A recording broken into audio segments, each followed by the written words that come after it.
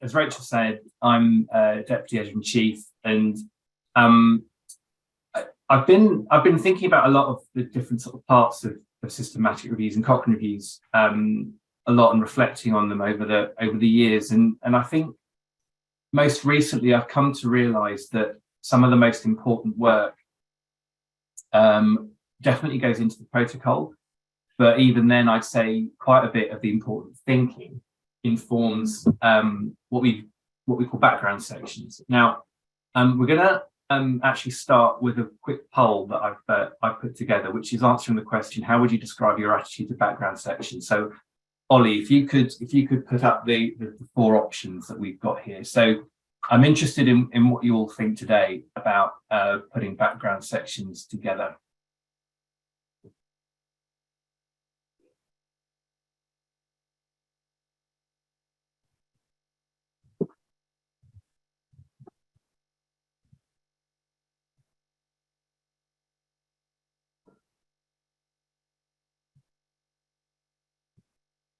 Don't be shy. It's perfectly respectable to go for any one of those particular options. I'll reveal my hand in a moment, so you can see where I am.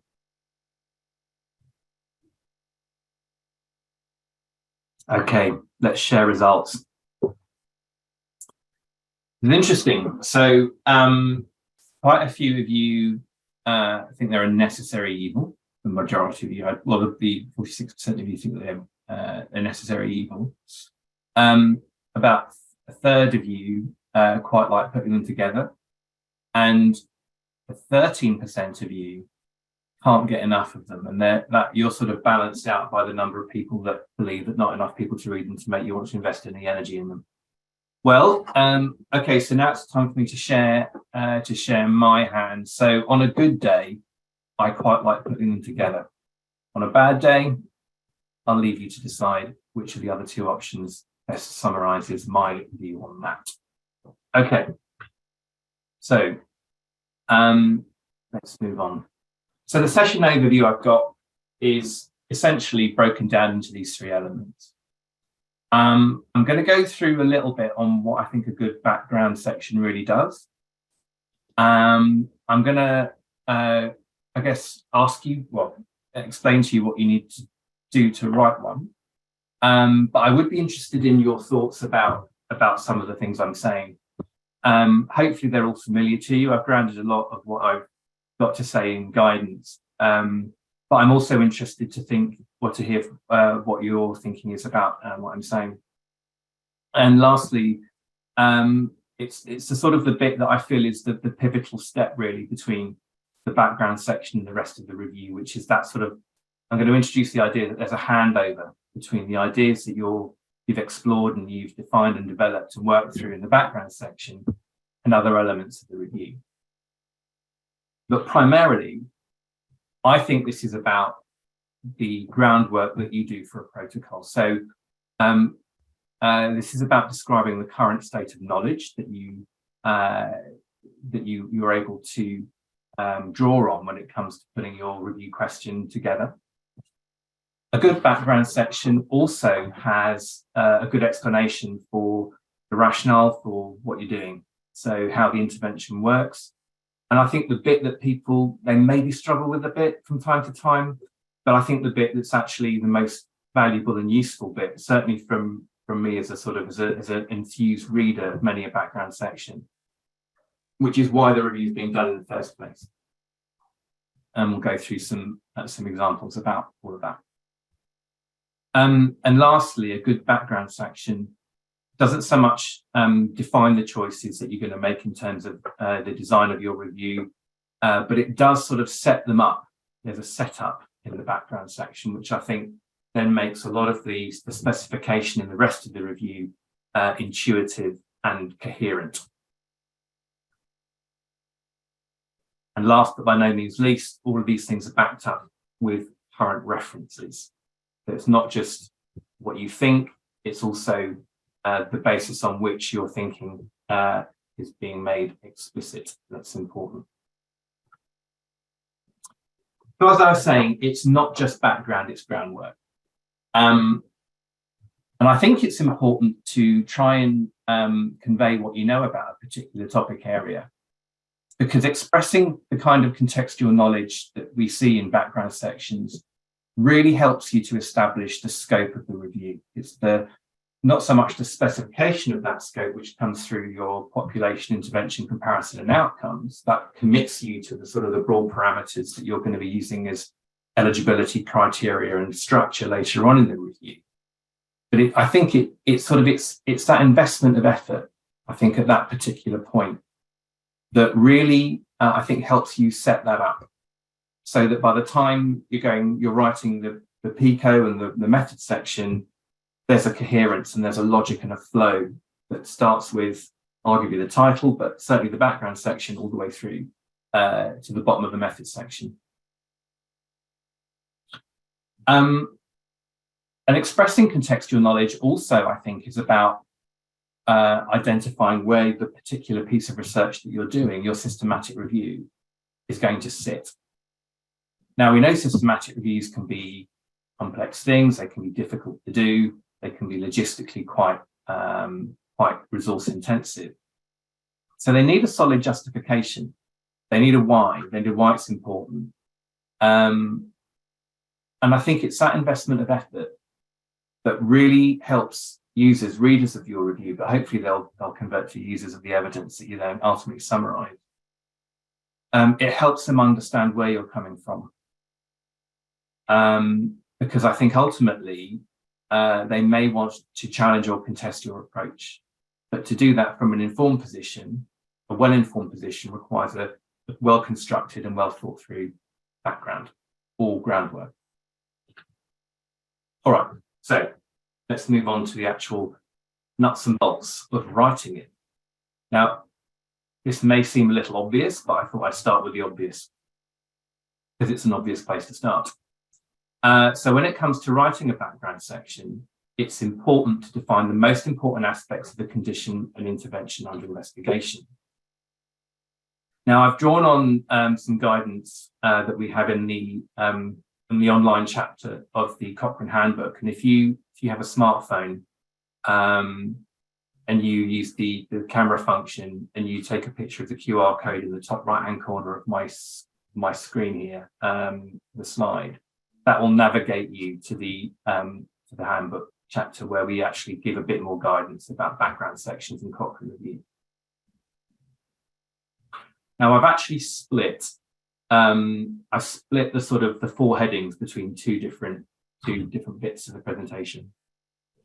So the first two bits, the condition and the intervention that you're investigating, require you, I think, to be somewhat factual. At least you are being asked to think about who is affected by the condition of interest. You may wish to go into some of the aspects of diagnosis or prognosis, or be giving some detail about the prevalence or impact of the condition of interest. And that's sort of fairly definitional in nature.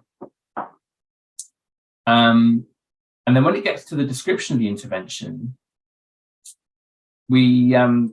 our guidance outlines the importance of conveying the principal characteristics. So maybe it's a class of medicine, or you're asked to think about the key components of the complex intervention. And within this particular section, it's important to think about the place that intervention has in current practice. So it may be a completely novel way of doing something. It could be an established practice that you're actually looking into. You're looking at the evidence base for an established approach or aspect of care. Or it could even be a variation on the current standard of care, maybe a cheaper way or a different way of delivering it. So I thought I'd also look at an example of a protocol, which I think does some of these things really nicely. And again, if you use the QR code, that will take you to the protocol in the Cochrane Library on this a review protocol that was published not long ago, actually, on first aid training for lay people. Now, This is my 15-year-old son actually taking part in cardiopulmonary resuscitation training, which is a fantastic start to any family holiday. Let me tell you, it's an opportunistic a bit of training in basic life support that my son was given in the departures area of Gatwick Airport last October. I'm pleased to say that following the intervention, Resus Annie, the doll, the mannequin that's used in these training programs, actually survived. So he did really well, and he got a certificate and made his parents especially proud. So when we're thinking about the particular questions like this about first aid training, actually, it's a question, I think, of putting that in that background section, of thinking about those key concepts which are outlined in that particular title. So as you can see, I've highlighted some key text from the description of the intervention in the background section that actually tells us a bit about first aid and what it is. The authors in this particular instance drew on some quotes about what first aid is as the immediate assistance provided to an ill or injured person until professional medical care is available. Broadly, what the intention is behind first aid, about preservation of life, alleviating suffering, prevention of further illness or injury, and promotion of recovery. And it also did quite a nice job of describing what a first aid provider should be and what they should be understood as. So someone who's trained in first aid, who can recognise, assess, prioritise the need for first aid, provide care using appropriate skills, and seeking additional care when necessary. It also didn't just give a definition of first aid, but also gave a definition of training or first aid training. So some formal learning activity, such as a training course or programme. I'm not sure that deploying that in an airport, as we saw with that particular picture at the start of my family holiday, would have counted. But nevertheless, it was a useful bit of learning for my son. And the goals were about improving his knowledge, skills, and I hope attitudes as well, pertaining to first aid provision. Also, it goes on to outline what those sort of core elements of the first aid training curriculum would be.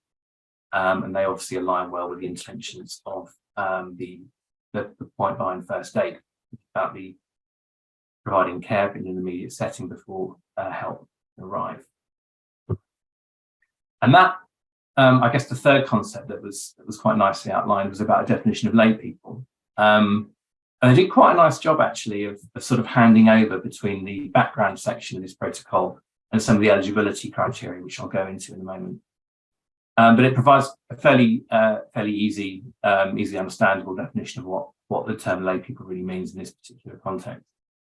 And again, they give a bit more definition about that in the eligibility criteria, but a useful starting point, a useful jumping off point for the rest of the review.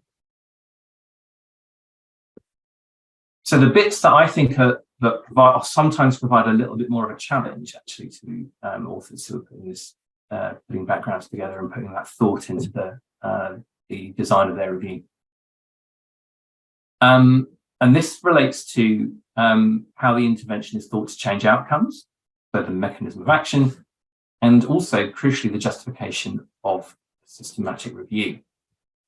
And jumping back to our reporting guidance about this, we have those two subheadings that come under the background section about how the intervention might work.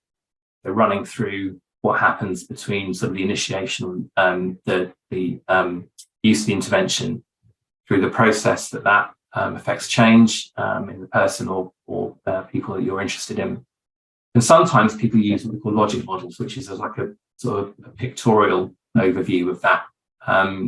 That sometimes simplifies what otherwise could be quite a complex thing to describe, and they're quite usefully done, certainly with complex interventions. And many public health systematic reviews often build a logic model into the protocol, which they subsequently update once they've done the review, because the logic model built on certain assumptions, and actually through doing the review, you can check those assumptions and I guess update them, refine them as you go through.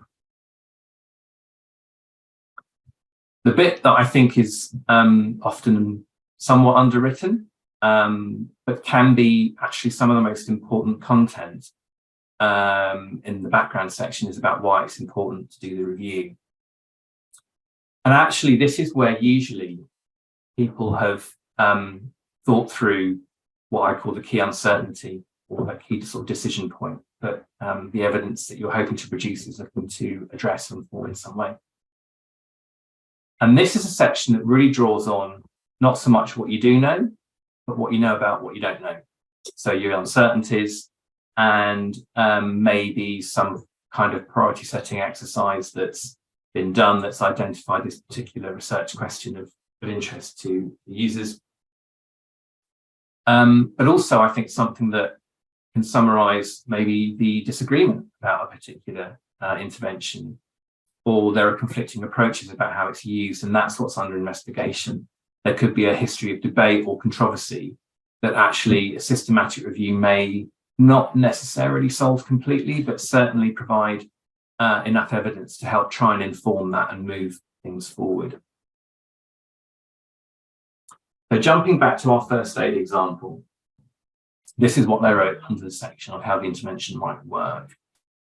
And again, they've started off with an assumption, which is entirely reasonable, that training improves improves the acquisition and retention of first aid related skills and knowledge, improves the quality of care given by the first aid provider, and then through that process reduces serious injury and increases the chances of survival.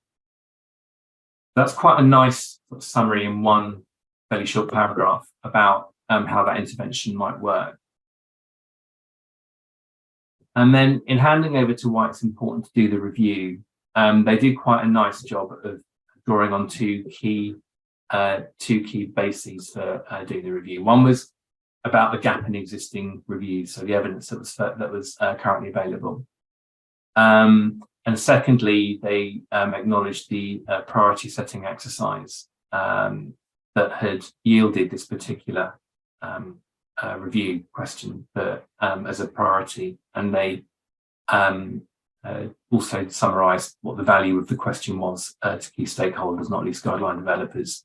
And so that was, I think, quite a nice way of making it slightly easier to write the rest of the protocol. So having worked through those definitions, having worked through some sort of mechanism of action, and having come up with a justification for the review, that groundwork then helps inform other bits of the protocol. So looking through the method section, we can see that there are some definitions that then get a bit more detail, a bit more sort of structure and meat and bone to them. Not least the population and comparisons of interest. And the reason why that's important is because we're converting sort of our initial state of knowledge into eligibility criteria that we're using to decide whether studies that we find through the search process are included or not. And actually, often it's in this particular section of the review that the value of adding in what we call exclusion criteria become more important. They build on that detail that's been developed in the background section. And they did this quite nicely around the population of interest. So they told us they told us a bit about lay people, but they helped to sort of close off some of the questions that you may be raising about people who are not just members of the public, but actually there are professions who may well get formally trained, a formal training in this particular kind of care of delivering first aid. So they're excluding law enforcement officers, emergency services personnel, and military personnel. And they were also clear that they were excluding trainee healthcare professionals as well, and those in related professions. They also were clear about what they weren't looking to include around sort of the content of the training, and they noted advanced life support as being one of the key ones.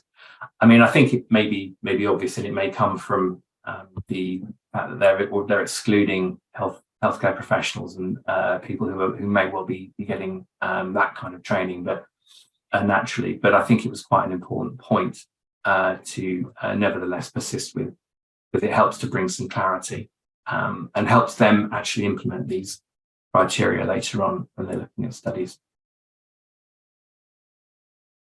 So it's not just about population and comparisons of interest, but it also flows into the outcomes as well. When we're thinking about what information we're collecting from the studies and what are the outcomes that are going to help us fulfill the objectives of the review overall. And again, more definition is going to be needed. So I've kept on the left-hand side of the screen here, you can see the content from how the intervention might work in the background section of our first aid training protocol. And actually what I've done on the right-hand side is list out from the primary outcomes, the outcomes that sort of are most closely associated with the information from how the intervention might work. So they mentioned knowledge and skills in the intervention, and that's come in as a secondary outcome, I think quite understandably. And they've also emphasised the importance of things like quality of care or quality of first aid provided, and the health outcomes of people who are actually receiving the first aid as well, given that that's a primary source a primary reason for thinking that the intervention is going to be successful. So I think what this might help us understand maybe is that even if it's going to be difficult to assess that in the studies of interest, actually, when you're doing a systematic review, you've got to be thinking about what are the outcomes that help me address this particular question. And as you can see, they've given a little bit more definition in the outcomes than was given in the background section, but that's inevitable, I think, and welcome, certainly. And again, it's specification in the right bit of the review, but drawing on some of the ideas that they've been developing and working through with the background section.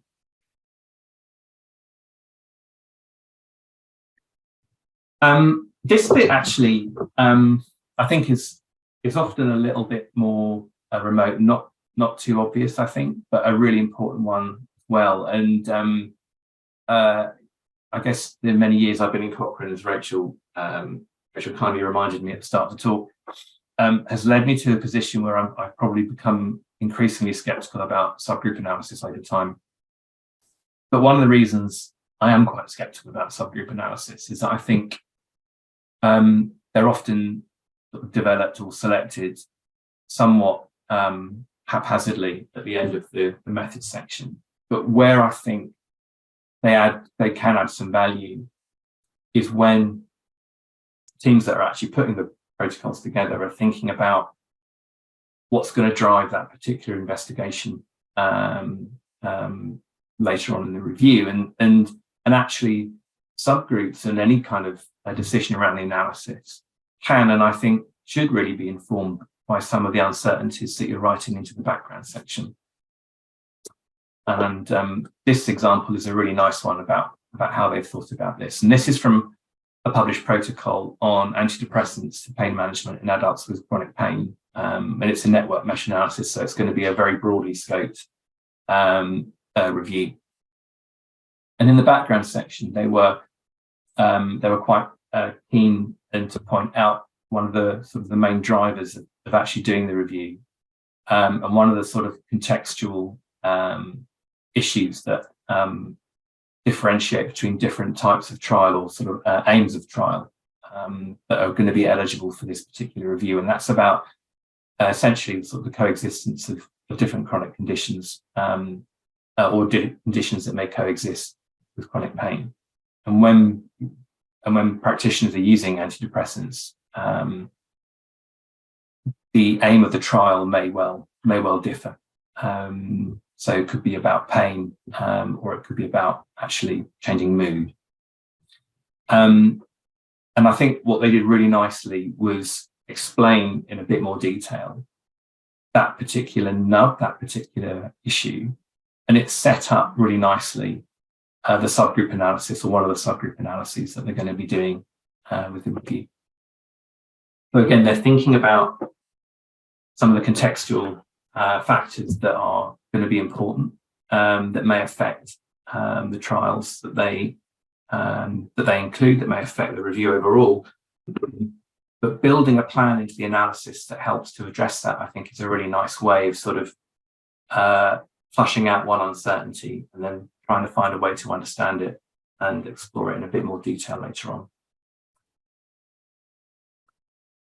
So I've got some last thoughts, which I'd like to share with you. Maybe what I've written, I think, or what I've said today and what you've seen written into my slides makes you think what a lot of content we have to do. Actually, the best background sections I think I come across assume that the reader's got a short attention span. I don't think you need to write full paragraphs into a description of condition. You don't need to give huge amounts of detail there. But what I think it's important to do is where you do need to convey quite a lot of information, try and find ways to shorten the gap between what your review is about, what your title is, the information that's going into the background section, and be smart about this. Think about where that information goes once it's in the background section. Think about how it can then help you put the methods section together. There may be detail that you can leave out of the background section and actually think about bringing in somewhere else. And I guess, don't just acknowledge points of contention in that background section. You should look to find ways to address them in the rest of the review, so that the methods, including your eligibility criteria and also the outcomes that you're interested in, but also some of the other approaches that you're going to be taking, maybe around subgroups, maybe around sensitivity analyses, or other aspects of the sort of the suite of methods you're using. Make them feel intuitive, tie them together to the ideas that you've been developing and working on in the background section, all that groundwork. And lastly, but by no means least, try and be as concise as you can and reference wisely. You don't need 5, 6, 7, 8 references to back up one point when 1 or 2 will do instead. And as it's Cochrane, we have to have a bit more feedback, and we have to have a bit more feedback after the final slide. So actually, a key thing I would do is before you submit your review, reread that background section and ask yourself, are those definitions that I've worked on still fresh? Is the information I've included there still a reasonable summary of the state of knowledge today? And that brings me to the rather painful process of updating. Now, before you update a review, it's not just a question, as we know, of running a search. You've got to be thinking about what that question, the value of that question is, at the time that you're updating the review, compared to what the value of that question was when you were putting the initial protocol together all those years previously. But there may be bits of that background section. In fact, there may be a lot of that background section that might need wholesale changes.